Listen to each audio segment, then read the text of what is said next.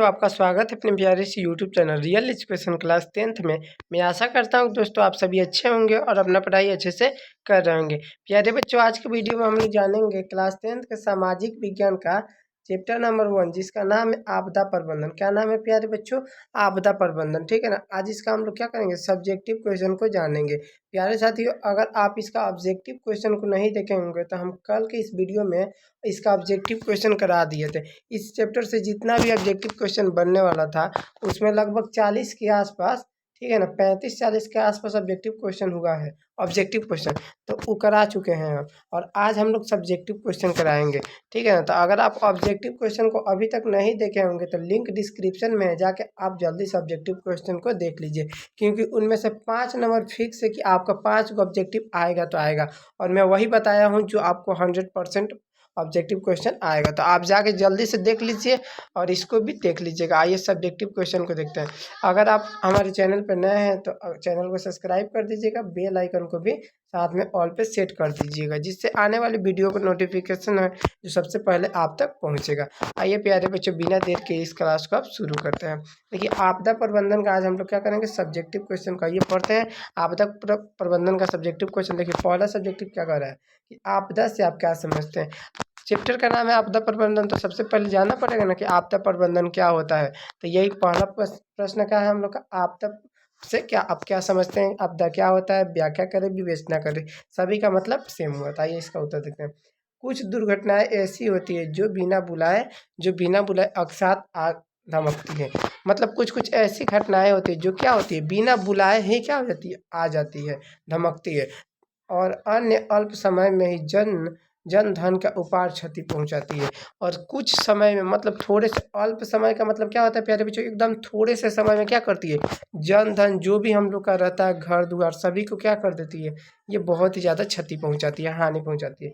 ये हमें संकट की स्थिति में ला देती है। ये क्या कर देती है, हमें संकट की स्थिति में ला देती है। संकट की स्थिति उत्पन्न करने वाली ऐसी कोई भयानक घटना जिसे आपदा कहते हैं। क्या कहते हैं, ऐसे ही कोई भी हो, जैसे बाढ़ आना, भूकंप आना, सुनामी आना, है ना, चक्रवात उठता, जो भी ये सब होती है घटनाएं, ये सब क्या करता है, बहुत ही भयानक घटनाएं होती है और ये आपदा कहलाती है। दूसरे शब्दों में हमारे सामाजिक आर्थिक जीवन को भारी दूसरे शब्दों में क्या होता है, हमारे आर्थिक जीवन को भारी खतरा में डालने वाली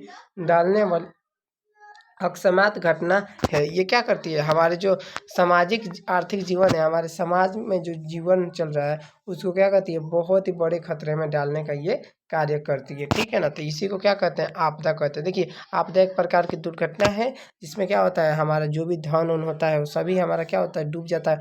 हमें बहुत ही भारी नुकसान होता है। हमें ये आपदा क्या करती है, हमें बहुत ही बड़ी मुसीबत में डाल देती है, जिसे हम क्या करते हैं, आपदा कहते हैं। ये आपदा को बहुत प्रकार की होती है, जैसे कि भूकंप आना, सुनामी आना, बाढ़ आना, है ना, चक्रवात उठना, ये सब अलग अलग प्रकार के हमारे आपदाएं होती है।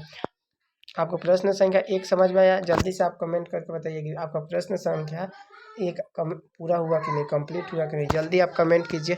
आइए अब दूसरे क्वेश्चन को देखते हैं। दूसरा नंबर प्रश्न है कि आपदा प्रबंधन क्यों आवश्यक है। जो आपदा प्रबंधन क्यों आवश्यकता है, ये इसका उत्तर देखते हैं।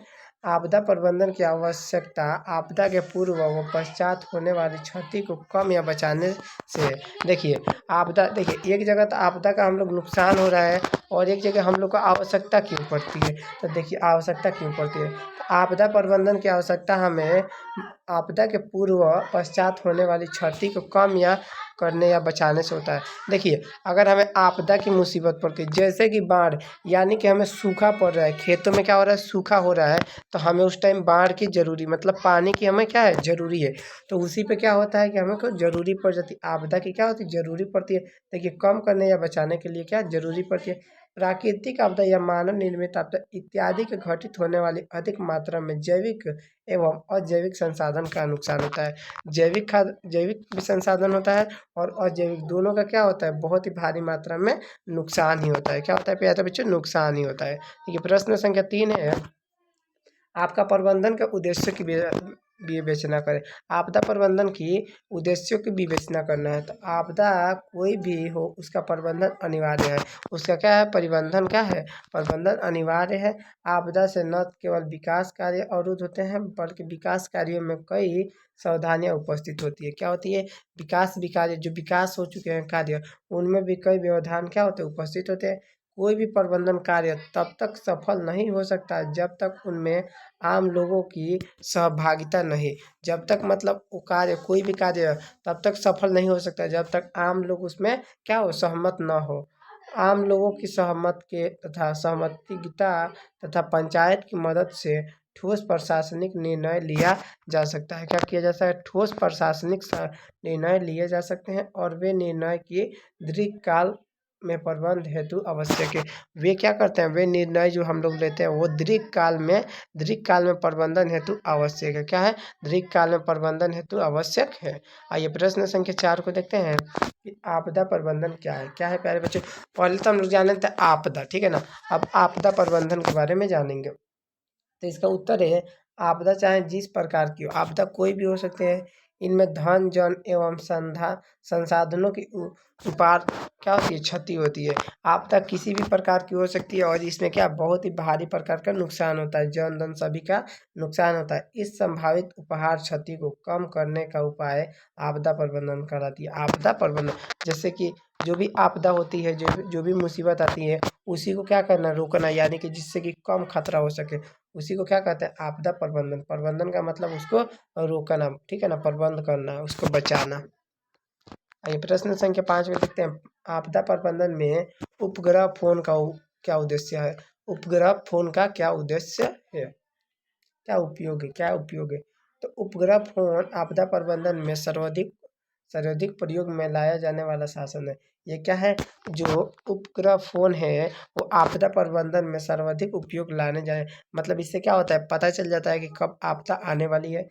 ऐसे फोनों के लिए उपग्रह ही टेलीफोन एक्सचेंज के रूप में कार्य करता है। टेलीफोन एक्सचेंज में क्या होता है? ये परिवर्तित हो जाता है। ये फ़ोन बहुत ही विश्वसनीय आवाज़ एवं डाटा संचार प्रदान करता है।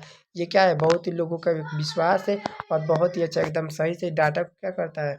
प्रदान करता है एवं इन्हें सुविधा अनुसार कहीं भी ले जाया जा सकता है। इन्हें सुविधा अनुसार कहीं, अगर हमें जहाँ भी इसका सुविधा पड़ेगा वहाँ पे भी ले जाया जा सकता है। तो इसी से क्या होता है? देखिए जो उपग्रह फ़ोन होता है ना, इसी से क्या करते हैं हम लोग कि भूकंप, सुनामी जो भी आएगा ना, इससे पता कर सकते हैं। पहले ही हम लोग को मैसेज आ जाता है, ठीक है ना, संदेश आ जाएगा और इसी से क्या करेंगे? हम लोग पता कर रख सकते हैं।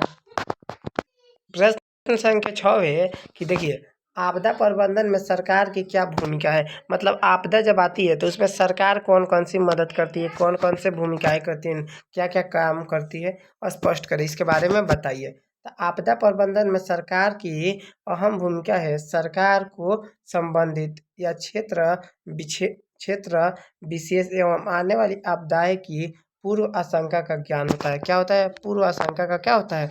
जैसे कि आपदा आने से पहले क्या हो जाता है? सरकार को क्या हो जाता है? पूर्व आशंका का ज्ञान हो जाता है। क्या हो जाता है? उन्हें पता चल जाता है। अतः आपदा आने के पूर्व एवं आपदा आने के पश्चात दोनों ही स्थितियों के लिए सरकार क्या करती है? नीतिपरक एवं प्रशासनिक तैयार करना आवश्यक हो जाता है। क्या करती है? इससे जब उसे पता चलता है कि आपदा आने वाली है तो उससे पहले भी और जब आपदा आ जाती है उसके बाद भी क्या करती है? प्रशासनिक तैयारी जो करती है वो आवश्यक रखती है, कायम रखती है। इसके अंतर्गत वैकल्पिक संचार व्यवस्था, राहत कैंप की व्यवस्था, आवश्यकता वस्तुओं की आपूर्ति एवं अन्य कार्यों को करना शामिल है। अन्य कार्यों को करना क्या है? शामिल है। ये प्रश्न संख्या 7 को देखते हैं कि प्राकृतिक आपदा एवं मानव जनित आपदा में अंतर उदाहरण सहित बताएं। जो प्राकृतिक आपदा होती है उनमें और जो मानव निर्मित आपदा होती है उनमें मुख्य अंतर कौन कौन से हैं? आइए जानते हैं। प्राकृतिक आपदाएं एवं मानव जनित आपदाएं में निम्न अंतर है। क्या है? बहुत सारे अंतर हैं, आइए जानते हैं। जैसे आप पहले जानेंगे प्राकृतिक आपदाएं, हमारे वातावरण में घटित होने वाली वैसी घटनाएं जो प्रकृति के कारण उत्पन्न होती है, प्राकृतिक आपदाएं कहलाती है। जो भी हमारे वातावरण में घटित होने वाली जो भी प्राकृतिक आपदाएं होती है, जो भी प्राकृतिक कारणों से उत्पन्न होती है, उन्हें क्या करते हैं हम लोग? प्राकृतिक आपदा का, जैसे कि भूकंप का आना, बाढ़ आना, सूखा, सुनामी, भूस्खलन, चक्रवात आदि क्या होती है? ये सब प्राकृतिक होती है। ये सब भगवान के द्वारा क्या होती है? ये सब मतलब हाँ, ये सब मानव निर्मित नहीं होती है। ये क्या है? प्राकृतिक बनाया गया है कि भूकंप आएगा ही आएगा, बाढ़ भी आएगा, सूखा, सुनामी, निम्न प्रकार की ये सब क्या होते? आपदाएं आएगी, यानी कि ये सब प्राकृतिक आपदाएं हो जाएंगी। अब है मानव निर्मित आपदा, जो मानव के द्वारा बनाया गया। अब क्या है? मानव निर्मित आपदा वैसी घटनाएं जिसकी उत्पत्ति में मानवीय कारकों जिसके घटित होने के फलस्वरूप अधिक संख्या में मानव को हानि पहुंचाता हो, मानव जनित आपदा कहलाता है। जैसे कि कोई मानव क्या किया, किसी चीज़ का आविष्कार किया है ना, और उसके द्वारा जो चीज़ आविष्कार हुआ उसके द्वारा अगर मानव की क्षति होती है, वो क्या कहलाती है? मानव जनित आपदाएं कहलाती है। जैसे में रेल या फिर मार्ग, जैसे रेलगाड़ी है, रेल से जो भी लोग मरते हैं, ठीक है ना, ट्रेन के नीचे आ जाते हैं, ये सब क्या हो जाएंगे? मानव जनित। फिर है मार्ग, रास्ता पे एक्सीडेंट हो गया, युद्ध में, आतंकवाद, ये सब क्या होता है? आदमी झगड़ा करता है ना। फिर महामारी, सांप्रदायिक ढंग आगे इत्यादि कामों में ये सब क्या है? मानव जनित आपदाएं हैं। ये क्या करते हैं? खुद मानव क्या करते हैं? इसको उत्पन्न करते हैं, तो इसीलिए ये मानव जनित आपदाएं हो जाएंगे। अगला प्रश्न है 8 नंबर प्रश्न देखिएगा, बिहार में एक सर्वाधिक आपदाग्रस्त राज्य है कैसे? बिहार एक सर्वाधिक माने बिहार सबसे ज़्यादा आपदा से ग्रसित राज्य है कैसे? तो आइए जानते हैं। बिहार एक ऐसा राज्य है जहाँ कई प्रकार की प्राकृतिक आपदाएं आती रहती है। बिहार जो राज्य है उसमें कई प्रकार की क्या, एक ऐसा राज्य है जहाँ पे कई प्रकार की प्राकृतिक आपदाएं आती रहती है। यहाँ मुख्य रूप से बाढ़ और सूखा, तूफान, वज्रपात एवं भूकंपीय आपदा आती है। यहाँ मुख्य रूप से सबसे ज़्यादा क्या क्या आता है? तो बाढ़ आता है, सूखा होता है, तूफान आता है, वज्रपात और भूकंपीय आपदा आती रहती है। बाढ़ तो बिहार की नियमित बन गई है। जो बाढ़ है वो तो मतलब एकदम हमेशा तैयारी रहती है ना। जो बाढ़ है वो बिहार में क्या नियमित लगातार रहती है।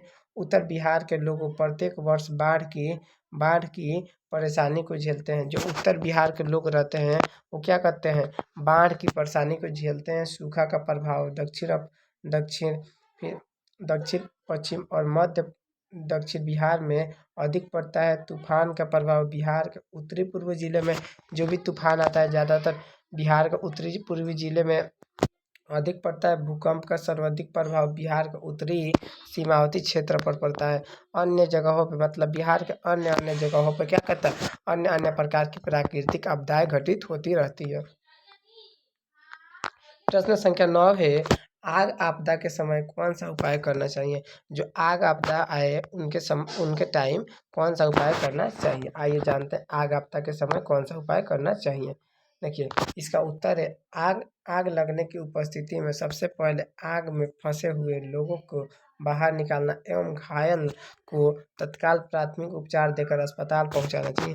सबसे पहले देखिए जब आग लगता है तो उसमें कितना लोग की जानें चली जाती है ना। तो जो भी व्यक्ति उसमें जल रहे हैं, उसमें फंसे हुए हैं, उनको क्या करना है? सबसे पहले बाहर निकालना एवं घायल, जो व्यक्ति घायल हो गए हैं, उसमें गिर गए, उसे सबसे पहले उपचार देकर क्या करना है? उनको हॉस्पिटल ले जाना। उपचार मतलब क्या करना है? उनको सहायता से निकालना, अपने अपने को मतलब उनको थोड़ा सा निकालना, उनकी मदद करके उनको बाहर निकालना। फिर क्या करना? हॉस्पिटल पहुंचाना चाहिए। प्राथमिक उपचार में पानी, ठंडा पानी डालना, बर्फ में सलाहन बलौना आदि उपयोग करना। फिर क्या करना? आग ज़्यादा बढ़ जाए तो क्या करना? उपचार के लिए क्या कर सकते हैं? ठंडा पानी डाल सकते हैं, मोटर का बर्फ डाल सकते हैं, सलाना डाल सकते हैं, बलौना आदि का उपयोग करना। आग के फैलाव को रोकना, बालू से रोकना, मिट्टी एवं तालाब के जल का उपयोग करना एवं यदि यदि बिजली से आग लग जाए तो सबसे पहले बिजली का तार काट देना चाहिए। क्या करना चाहिए? अगर देखिए अगर बिजली से लग जाती है आग तो सबसे पहले क्या करना चाहिए? जो बिजली का तार है उसको काट देना चाहिए। नहीं तो कितने लोग क्या सोचेंगे, बिजली से आग लगा और पानी फेंकेंगे तो तुरंत उनको भी क्या हो जाएगा? शॉट मारेगा। तो बिजली का सबसे पहले तार क्या करना चाहिए? हम लोग भी देखिए कोई भी जब तार का काम करता है तो क्या करता है? सबसे पहले बिजली को काट देता है। क्यों काट देता है? क्योंकि नहीं तो लाइट मार सकता है। तो इसलिए क्या करना चाहिए? यदि बिजली में आग लगी हो तो सबसे पहले बिजली का तार काट देना चाहिए, जिससे कि कम नुकसान हो। आइए प्रश्न संख्या 10 को देखते हैं कि भूकंप के प्रभाव को कम करने वाले 4 उपयोग को बताएं। जो भूकंप के प्रभाव है उनको कम करने वाले 4 उपयोग बताना है। पहला है भूकंप के प्रभाव को कम करने वाले 4 उपयोग। तो भूकंप के प्रभाव को कम करने वाले 4 उपाय कौन कौन से 4 उपाय हैं? आइए आज हम लोग जानते हैं। देखिए सबसे पहले क्या करना चाहिए हमें?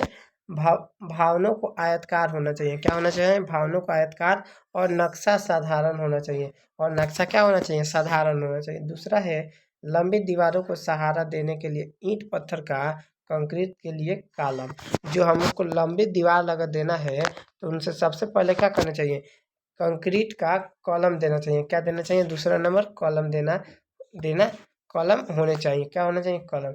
फिर ये नींव मजबूत एवं भूकंप रोधीय होना चाहिए, मतलब भूकंप को रोक सकता हो। और नींव को क्या करना चाहिए, इसीलिए हम बोलते हैं घर भले ही ईंट भले ही कम लगाइए, 5 इंच का ही दीवार बनाइए, और जो नींव हो वो एकदम मजबूत होना चाहिए। क्या होना चाहिए, नींव पर ही ये खड़ा होता है। दीवार क्या होता है, नींव पर, छत पर ही, जो छत होता है नींव पर ही खड़ा होता है। तो नींव मजबूत होना चाहिए और भूकंप रोधी होना चाहिए, भूकंप रुक सकने वाला।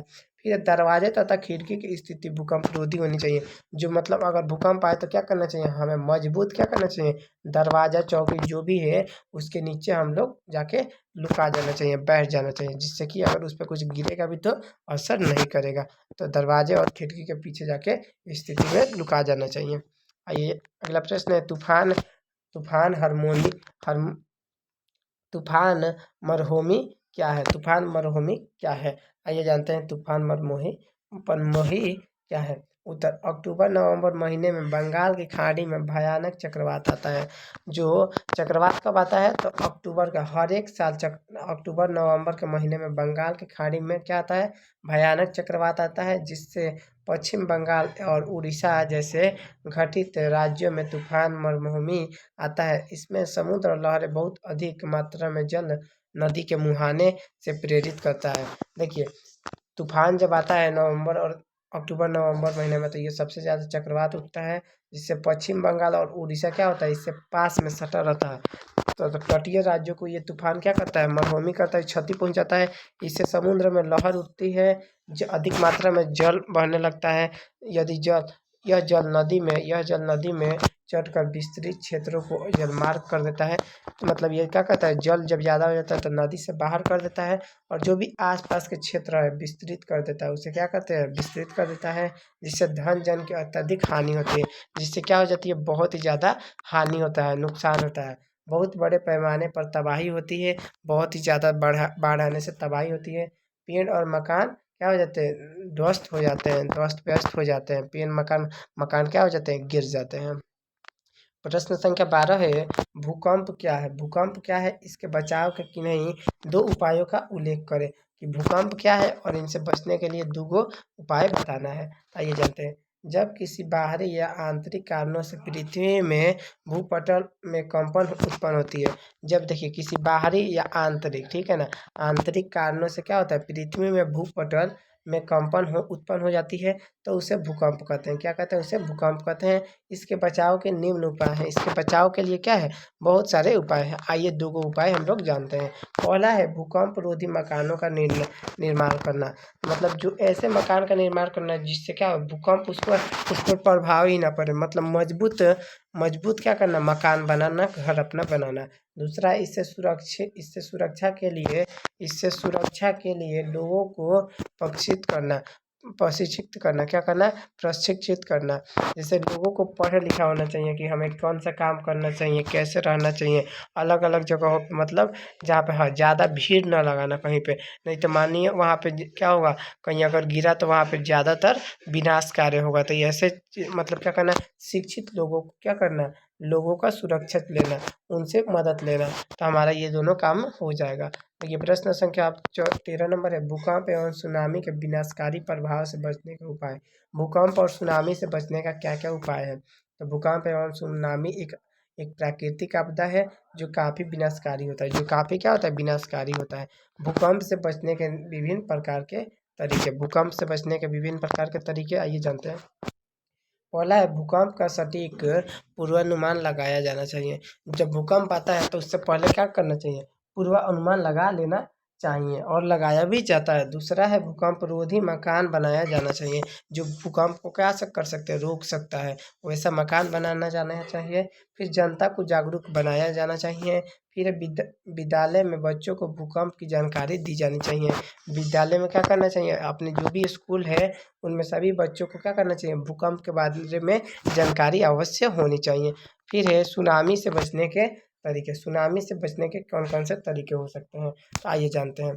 पहला है, कि समुद्र के अधिक तटीय का निर्माण किया जाना चाहिए। जो समुद्र के जो नज़दीक है वहाँ पे तटीय मतलब रुकने के लिए बांध का निर्माण करना जाना चाहिए, किया जाना चाहिए। दूसरा है तटबंध के किनारे मैंग्रोव वनस्पति लगाना चाहिए। जो तटपथ के किनारे है क्या करना चाहिए, मैंग्रोव वनस्पति जो क्या डिवाइस लगाना चाहिए। तीसरा है तटीय क्षेत्रों में नज़दीक रहने वाले लोगों को प्रशिक्षित करना चाहिए। जो तटीय जो भी मतलब वहाँ पे रहते हैं जहाँ पे बाढ़ आता है, वहाँ पे जो भी तटीय क्षेत्र यानी कि बाढ़ आता है वहाँ पे जो नज़दीक लोग रहते हैं उनको क्या करना चाहिए, प्रशिक्षित करना चाहिए, बताना चाहिए। फिर चौथा नंबर, सुनामी से प्रभावित क्षेत्र में तत्काल मदद पहुंचाना चाहिए।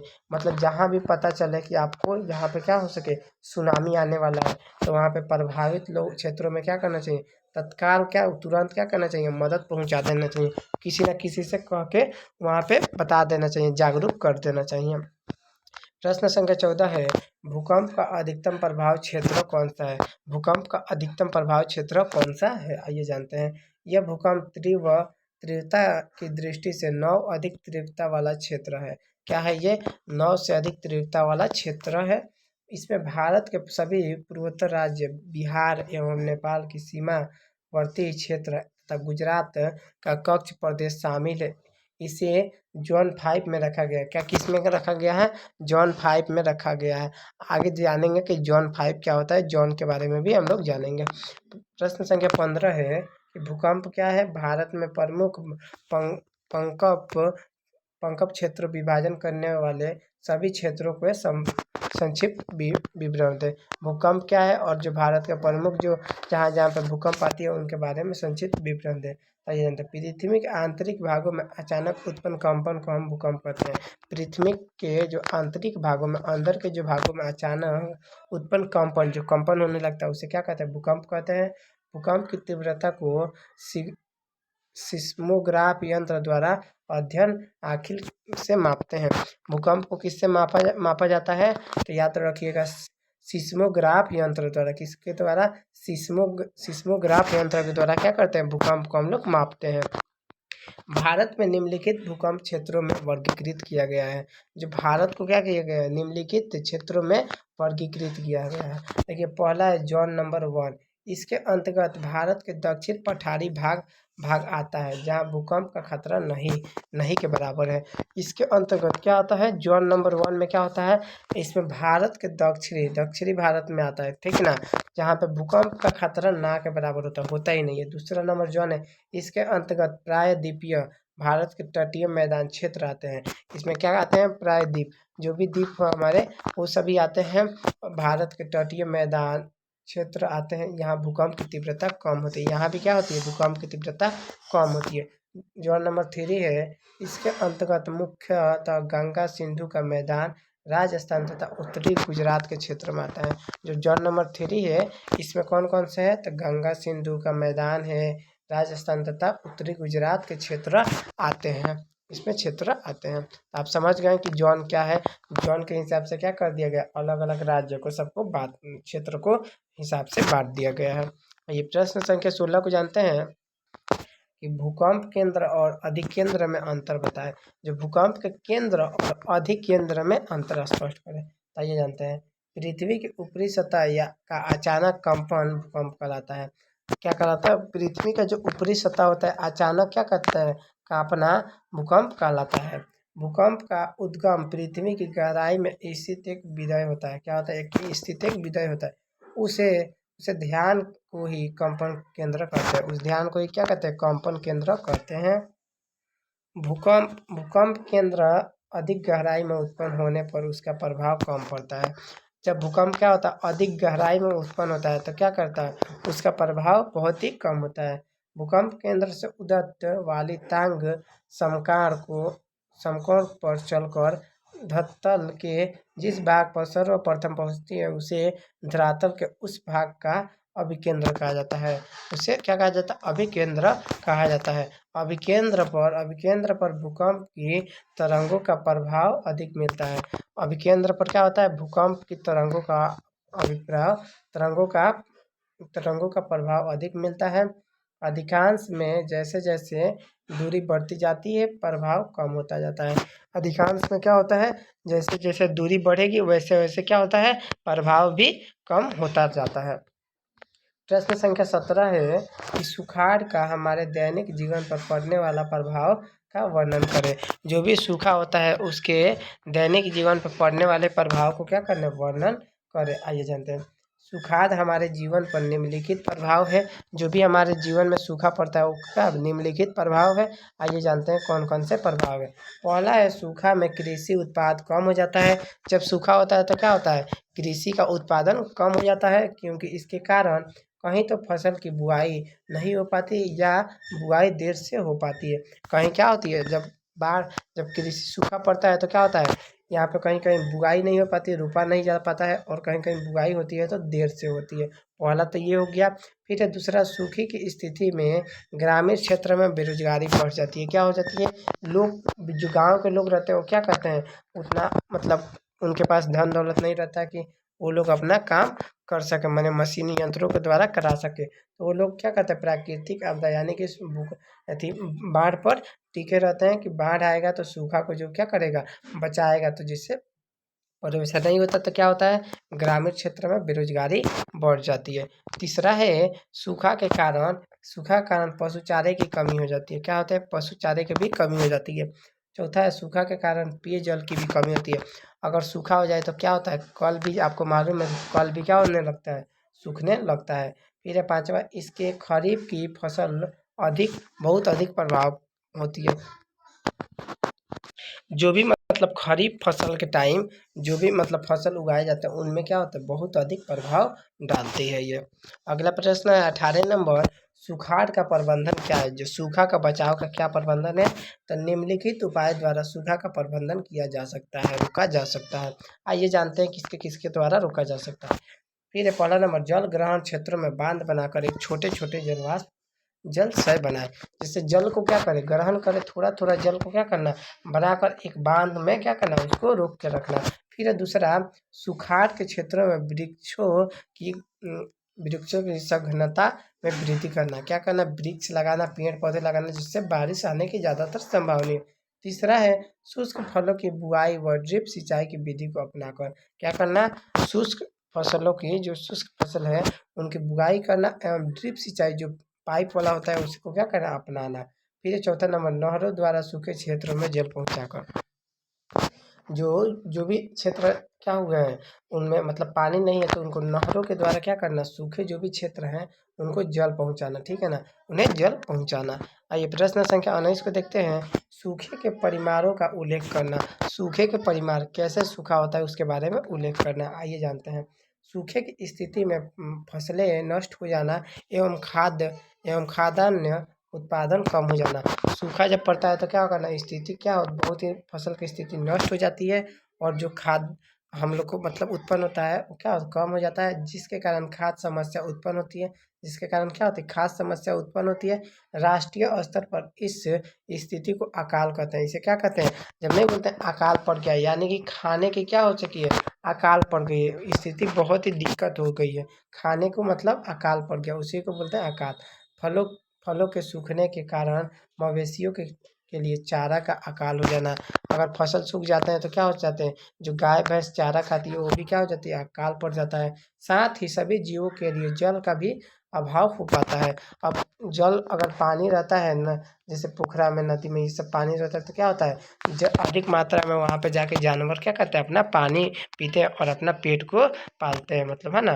तो पानी पीकर अपना प्यास को बुझाता है तो क्या हो जाता है, वो भी एक प्रकार का जल का भी क्या अभाव हो जाता है, अकाल पड़ जाता है।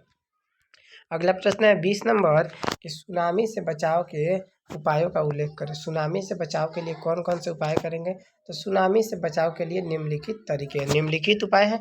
आइए जानते हैं कुछ उपायों के बारे में। तो ये पहला नंबर है उपाय है कि समुद्र के नज़दीक तटबंधों का निर्माण किया जाना चाहिए। जो समुद्र के नज़दीक तटबंधों का क्या करना चाहिए, निर्माण किया जाना चाहिए, वहाँ पे बांध रोकन बनाना चाहिए। दूसरा है, तटबंध के किनारे मैंग्रोव वनस्पति लगाना चाहिए। मैंग्रोव वनस्पति को क्या करना चाहिए, तट के साइड में लगाना चाहिए। तीसरा है, तटीय क्षेत्रों के नज़दीक रहने वाले लोगों को प्रोत्साहित करना चाहिए। जो भी तटीय क्षेत्र के नज़दीक लोग रहते हैं उन्हें क्या बात हर बार बताना चाहिए था ना, प्रशिक्षित करना चाहिए उनको, ज्ञान देना चाहिए कि आपको ऐसा करना चाहिए उन्हें, है ना, नॉलेज कुछ कुछ बताना चाहिए जिससे वो अपना मदद कर सकें। चौथा नंबर, सुनामी से प्रभावित क्षेत्र में तत्काल मदद पहुंचाना चाहिए। अगर आपको जैसे ही पता चले कि यहाँ पे अब सुनामी आने वाली है तो वहाँ पे क्या करना चाहिए, तुरंत तुरंत क्या करना चाहिए, मदद पहुंचाना चाहिए। किसी न किसी के द्वारा क्या है, संदेश वहाँ पे पहुंचा देना चाहिए जिससे कि लोगों की जान बच सके, जिससे क्या हो पाए, सभी लोग अपने आप को सुरक्षित महसूस कर पाए। प्यारे साथियों, ये आपका 20 सब्जेक्टिव क्वेश्चन था जो आपके बोर्ड एग्जाम 2026 के लिए या फिर आगे 2027 जो भी है सभी के लिए क्या है, बहुत ही ज़्यादा इम्पोर्टेंट है। क्या है प्यारे साथियों, बहुत ही ज़्यादा इम्पोर्टेंट है। तो आप सभी देखिए, इससे तो एकदम है कि 4 को क्वेश्चन पक्का है तो आएगा ही आएगा। आप 10 से कितने क्वेश्चन आते हैं, 4, जिसमें से आपको बनाना कितना रहता है, 2 को। तो आपका 4 नंबर फिक्स है। 2 को बनाना रहता है, ठीक है ना। 4 को क्वेश्चन आता है पर कितना बनाना रहता है, 2 को। बहुत ही आसान आसान आता है, यही बाढ़ सूखा के बारे में आता है ना। तो आप बना लीजिएगा। जो भी मैं 20 को क्वेश्चन बताया हूँ ना, एकदम 100% है कि इसी में से 4 क्वेश्चन आपका क्या होगा, आएगा तो आएगा। तो आप सभी उसको देख लीजिएगा, पढ़ लीजिएगा, याद भी कीजिएगा। अगर किसी भी प्रकार का आपको दिक्कत होता है तो आप हमको कमेंट कर सकते हैं, या फिर ये नंबर लिख लीजिए, 85 398 71 728। इस पे आप क्या कर सकते हैं, कॉल या फिर व्हाट्सअप भी आप कर सकते हैं। कॉल या फिर व्हाट्सअप करके आप हमसे जो भी आपका दिक्कत है, आपका जो भी मतलब डाउट है उसको आप क्लियर कर सकते हैं। या फिर आप इस नंबर पे हमको व्हाट्सअप भी कर सकते हैं, है ना। व्हाट्सअप के द्वारा भी पूछ सकते हैं या फिर कॉल करके भी पूछ सकते हैं। तो आपको जो भी प्रकार की दिक्कत है आप सभी अपना मतलब डाउट को क्लियर कर लीजिए, जिससे कि एग्ज़ाम में आपको कोई भी कन्फ्यूजन ना रहे। और हमें आप कमेंट करके बताइएगा कि आपको ये वीडियो कैसा लगा। अगर पसंद आया होगा तो इस वीडियो को लाइक कीजिएगा। अगर आप हमारे चैनल पर नए हैं तो चैनल को भी सब्सक्राइब कर दीजिएगा और बेल आइकन को ऑल पे सेट कीजिएगा, जिससे कि आने वाली वीडियो का नोटिफिकेशन सबसे पहले आप तक पहुँचे। तो मिलते हैं एक नए वीडियो में, तब तक के लिए जय हिंद, जय भारत।